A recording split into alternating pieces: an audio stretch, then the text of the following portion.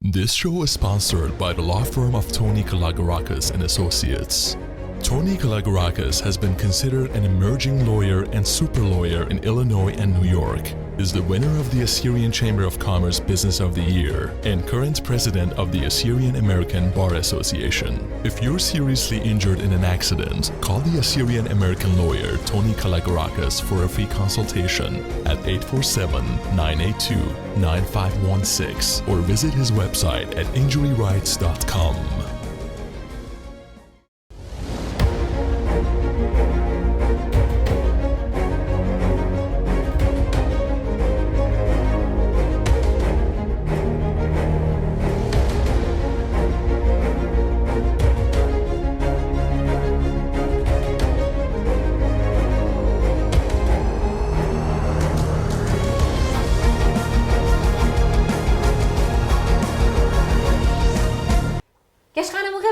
شميرام أنا إيوان مغبان توخن مريم شمالتا ربا بغداين خاقا خيتا إيوان أرخاقو بتفاتوخن ود مقربان قاتوخن غدا التعاطورتا منتيتا خيتا بمس آيوتا تخورزت خيلت التعيوتا أها أتت أرخيتا دها خورزة إلى يمت لايال السورة Chief Information Officer at Zuora إتلا Bachelor's Degree in Computer Science هربدانا إلى يوسيتد معلوخت رابا شد عاسي وقبلت لخك مشروكانة أخ Bay Area CIO of the Year من San Francisco Business Times شي تتشالبو اشتاصر Exceptional Woman in Technology من Girls in Tech شي تتشالبو اشتاصر هرب إدانا وشو كان خينة هرب إدانا خكمان من جارياتو بيشنا بوسمنة يوم غليات بريشة أخ Forbes magazine هايرون لي كلان أدالة قبل خبشنا ميقرتا Alvina Youash Antar Alvina, welcome to Assyrian Feminine Power and Shamiram Media. Thank you so much for having me. Alvina, I know you're very fluent in Assyrian, but because of the field of work you do, we will be using a lot of technical words. That's why we decided to continue this interview in English. I'm very, very happy that we finally made this happen. I know we met a couple of years ago and we've been going back and forth and meeting up and finally presenting your success, your accomplishments to my viewers. Welcome again and thank you for being here. I'm thrilled to be here. Alvina, I'm very impressed. You are the Chief Information Officer of a very successful company, Zuora, in Silicon Valley. How did you get to Zuora and what do you exactly do there? In university, I studied computer science. I initially wanted to follow in my father's footsteps and be a math professor. He was a geology professor, both in Iraq and Libya. But he pushed me to pursue a field that had a heavy math influence, but gave me a broader opportunity in terms of careers. And so that's where I found computer science. And so after I graduated in 1997, I took my first job as a software engineer at Dell and moved to Austin, living all by myself, and spent 17 long years there. And it was an incredible experience. I was given so much opportunity. I was able to build things from ground up. I was able to move into technical architecture. I was able to do development management and lead large distributed teams globally, both in India and Malaysia and Brazil and beyond, and traveled the world. And so it was an incredible opportunity. And then I decided, I met the most amazing man, and I was in Austin and decided one of us had to give. We were long distance, and so I moved to the Bay Area. And at that time, I put in my resignation to leave, and my CIO at the time at Dell said, we're a global company, you can move to the Bay and stick around. And so 7 years and 3 kids later, I still found myself at Dell. And only after then did I realize that I needed to explore new opportunities. And my husband Rami, who is the most amazing, incredible advocate, pushed me to look at what the Silicon Valley had to offer, and that's how I landed at Zuora. I was familiar with Zuora as the product because I had actually purchased their product while I was at Dell, and so I started there. It was a 300 company startup. It was, my first experience with startups. I did have exposure to startups because I ran mergers and acquisitions at Dell, but then moving in and actually living and starting at a company and building an organization from ground up was the most incredible experience. It's been 5 years now, and it's been a wild ride. I bet. And you have 3 kids. Yes. My question to you would be, how do you manage a very successful and very busy career with a family and 3 kids? Well, everyone talks about work-life balance. I mean, I don't think there's any such thing as balance. I mean, I've been trying for 10 years now to balance work and family. I think that it's what I've found is its presence. When I'm at work, I'm fully there, mentally, emotionally, physically, in every way. And at home, I'm the same. At home, I'm present. When I'm with my children and when I'm with my husband and with my family, I'm present. I'm there. I'm listening. I'm exploring. I'm, having a blast with my family. And so that's where I find, every mother has this inherent guilt of not spending enough time with their children. And I do have that. I can't say that I don't. But what holds me and makes me stronger is that the time that I do spend is valuable and it's meaningful. Mm-hmm. And I know your mother, a wonderful lady, wonderful lady, she lives with you. And every girl's mother has played a very important role in her life. How does your mom help you in your day-to-day life, and how has she shaped you into the woman you are today? Yes, my mother, Fiona, she is my rock. She is my inspiration. She makes me be able to fulfill my dreams and aspirations every day. And people ask me all the time, how do you do it? Like, how you're able to follow your passions? How do you travel? How do you do all that you do with 3 children? And it is my mother. I have been blessed to be able to have my mother move in after my father passed 9 years ago. She moved from Texas to the Bay. Her family was here, and I was the lucky 3rd child, the baby of the family that got to have my mommy live with us. And she is a gift. She's not just a gift to me and Rami. I joke around that Rami and her are best friends. They have the most beautiful relationship. But my children, for me to strive to be the mother that the mother that I've grown up with, that has raised me, is one thing. But for my children to be able to be raised by not just me, who's striving for that, but my mother, who is an example of faith, who's given me my strong faith, my inherent faith, and my strong will and passion. That is a gift from God. You were born in San Francisco. You were you were not even a year old. You moved to Kuwait for your father's job. And then you moved back to Houston, Texas. And it probably hasn't been easy for your mother all this time. We will talk more about that. How was moving to Kuwait for you? And how would you describe your life there? I loved Kuwait. It was a beautiful life. We had the most amazing families. Our home was always open. It was a revolving door. Our families were just always together. And and I was able to watch my father, who headed the Kuwait Institute for Science and Research, just really thrive, and his career just exploded. And so that was just the most amazing experience. And then to see my father take the risk of moving his family to the United States and give up his career because he wanted his children to study and pursue further education in the United States, was just an example of the man that he is, and how he lived his life to be able to provide for his children, like all of our Assyrian fathers. And so we are who we are. My brother Asher, my sister Elda, and myself. The reason why he still lives with us and lives with our children is because of the father, the hero that he has been to all of us. God rest his soul. He's not with us anymore physically, but right before this interview, you were telling me how he is with you all the time. And your father had the PhD in geology, as you mentioned. I haven't heard any other Assyrian ever gaining that degree. But he also has shaped you a lot into the woman you are today. Can you please give some examples of how your father has done that throughout the years until his passing? Yeah, my father shaped both my sister and myself specifically to be able to support ourselves and to be women who were self-driven and could provide for themselves and never settle. And that is something that is inherent in who I am. And you know, he always joked around whenever I was insecure and had, you know, my innate insecurities come out, he always pushed me and said, Alvina, you're an 800-pound gorilla. You can do anything that you put your mind to.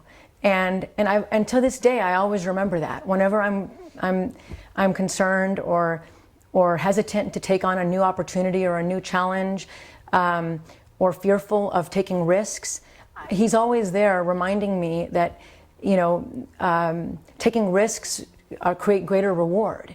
And so, you know, life is what you make it, right? And so, you know, he's always shown me that I need to believe in my passion and follow my passion and be relentless in all that I do. And so to this day, I feel compelled to honor him. And I feel that he's always with me. I never feel alone. I feel that he's beside me, watching me, protecting me in all that I do, and my children. That's wonderful. And he was the one that when you turned 30, kind of pushed you, it is time for you to get married and start a family. And then you met your wonderful husband, as you mentioned, Rami. You got married, 3 kids. And I am certain that if it wasn't because of his support, you wouldn't be here today. You wouldn't be able to do what you're doing today. How does he support you on a daily basis?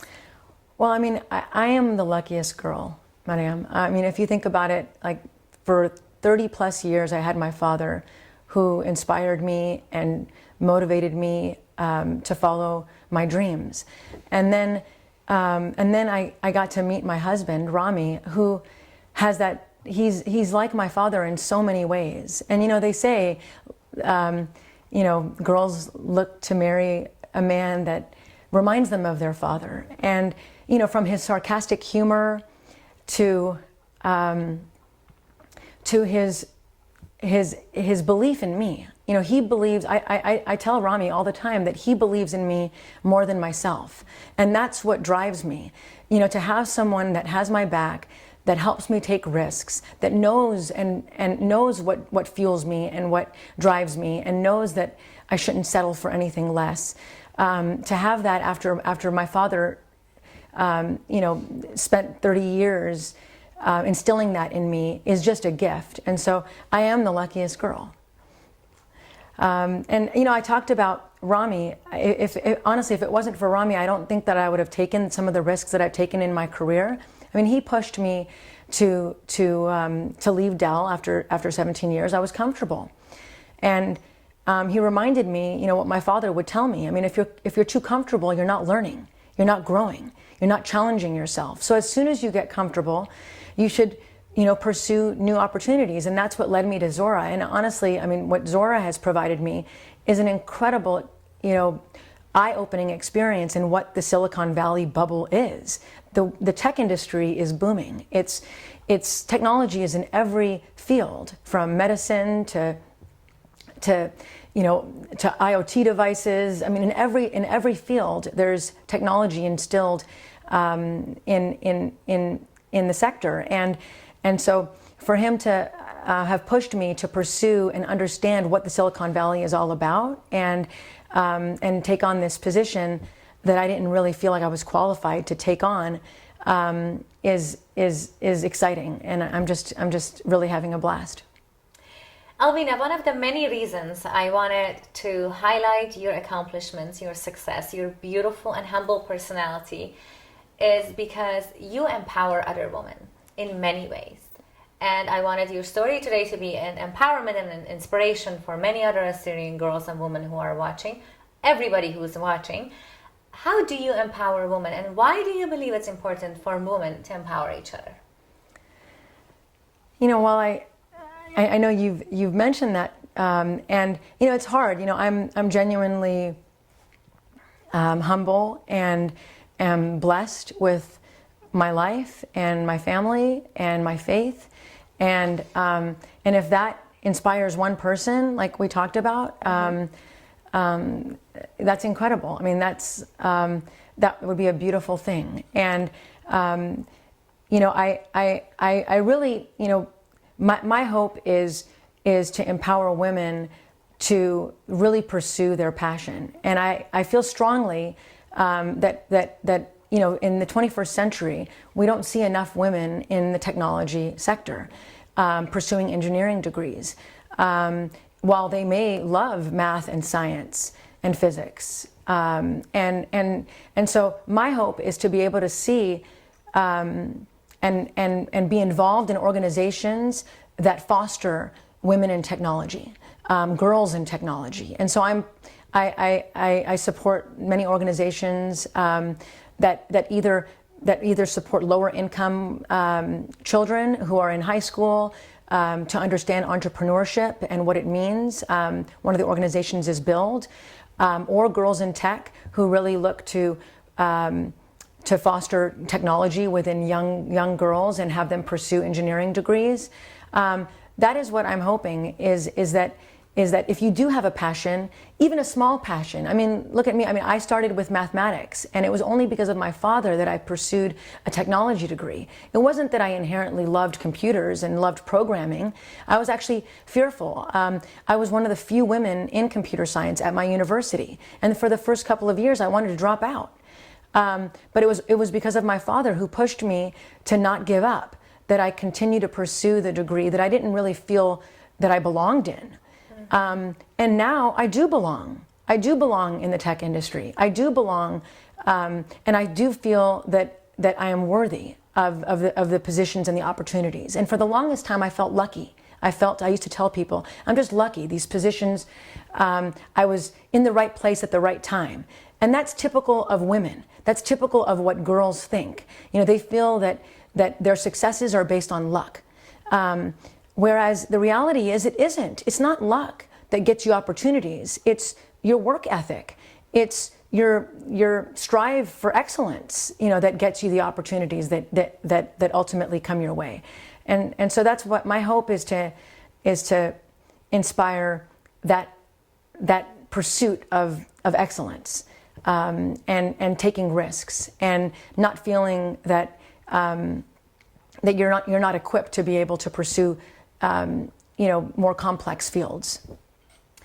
I am a big advocate of providing education opportunities for women. How do you believe that education is important? All this you just described. So education is, well, after faith, my strong belief in God and my faith.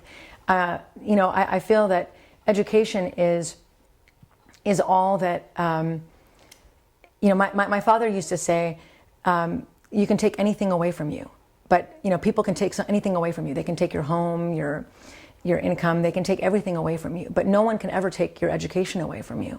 I mean, it's inherent in who you are, and so investing in education, especially at this day and age, is critical. I mean, it opens so many doors, and so yes, I mean, I think that it's something that it's fundamental to all that we do, because it is what allows you to be able to pursue so many opportunities and strive for fulfilling your dreams. We talked about what has inspired you throughout the years.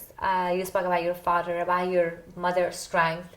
What inspires Alvina on a daily basis? My children.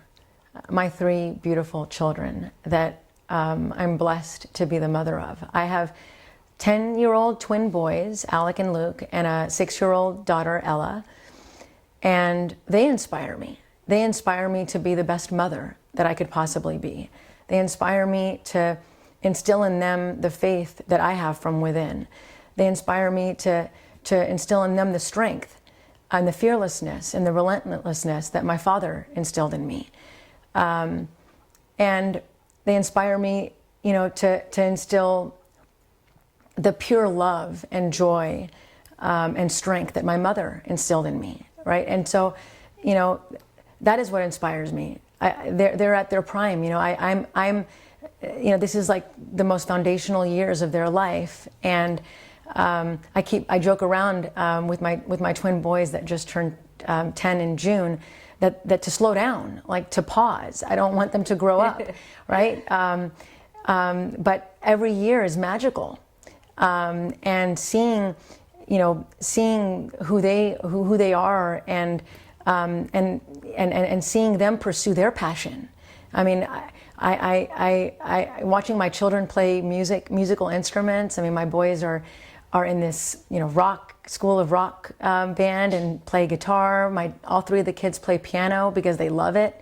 I wake up in the morning to piano, to them playing music and music that I love, that just makes me happy on the piano, and I'm like, just so blessed, and that's my inspiration. Does Alvina have time for her own hobbies? No. I definitely don't have time for hobbies, but the answer, the reality is you can always make time for things that are important to you, right? And that's something that I struggle with, that I don't make time to exercise or meditate or spend enough time in church. There's things that I think are really important to me that I need to make the time for. Or don't spend enough time with my children, helping them with their homework, which is only going to get harder.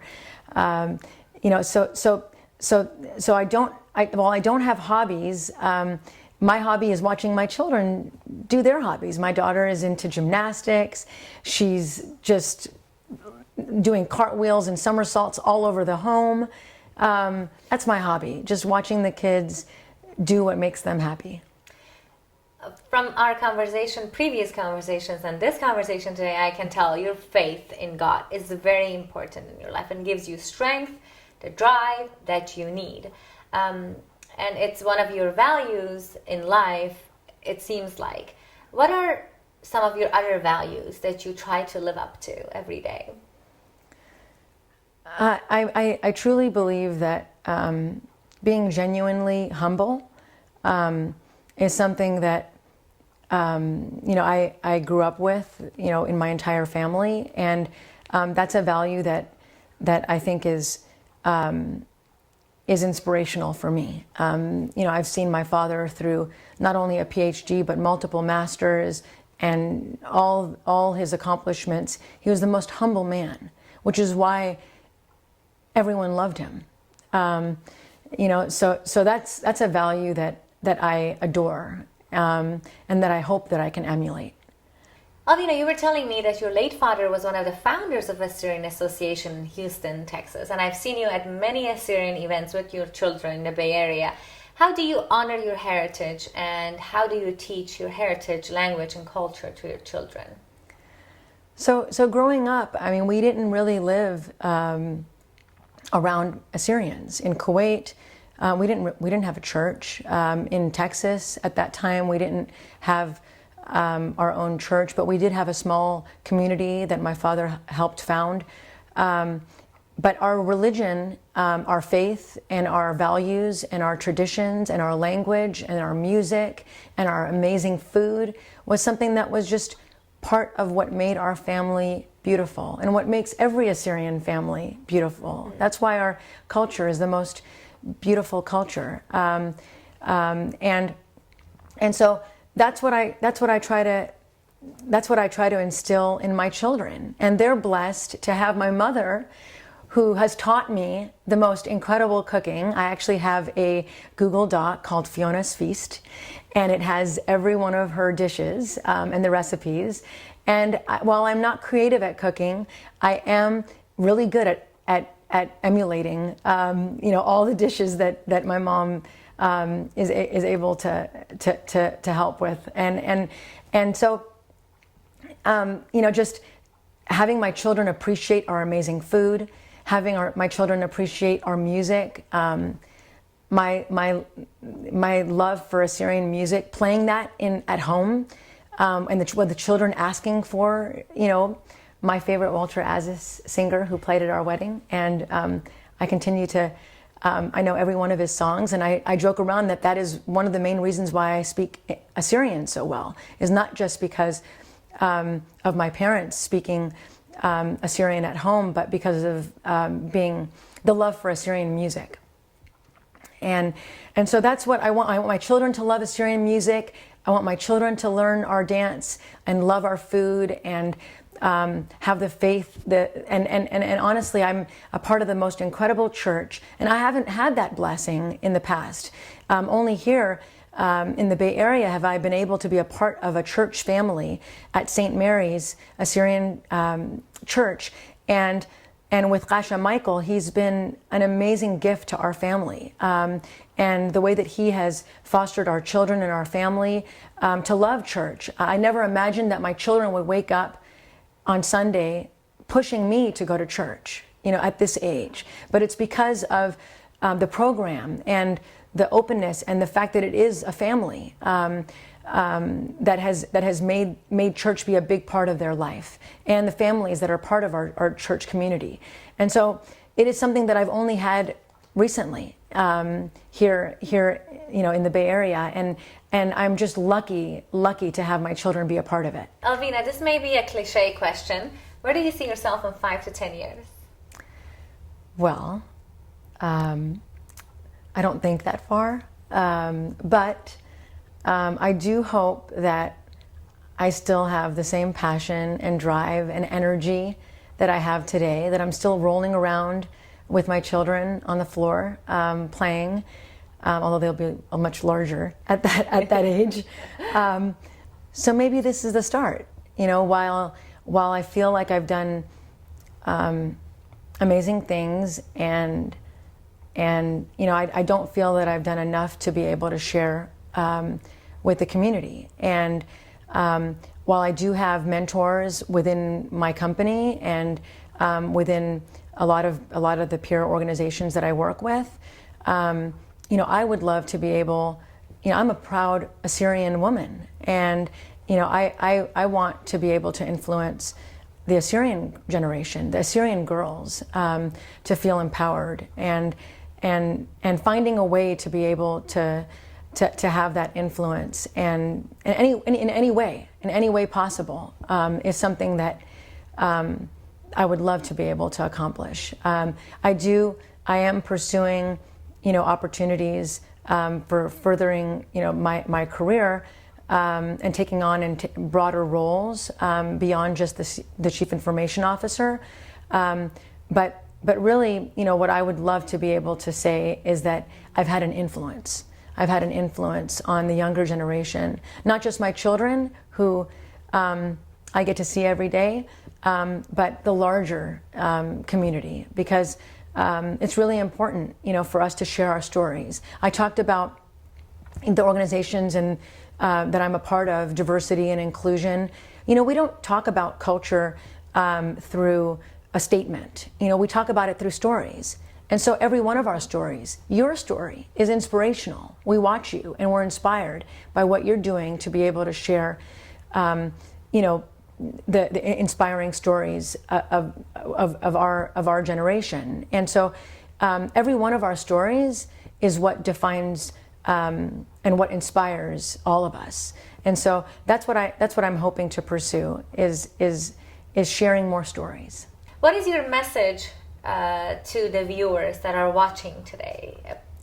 Alvina's powerful message. I don't know how powerful it is, but well, it is powerful. It's my father's message to me. He said, "You're an 800-pound gorilla. You are capable of doing anything that you put your mind to." And that's my message, is that you are. Be fearless. Be self-driven and focused, and pursue your passion, and magical things happen. Thank you, Alvina, for sharing your inspirational life story with us today on Assyrian Feminine Power. I'm proud to be able to introduce you to my viewers. Good luck with everything. Much. Thank you so much. God bless you, Alvina. Thank you. Same to you. نوتي مغبة عبيتم باسيمة بيلوخن أمان خاجة أخيتا يداها خورزة بمس أيوتد يداء شميرم وتبقلوخن أم يقرتا ألفينا يواش أنتر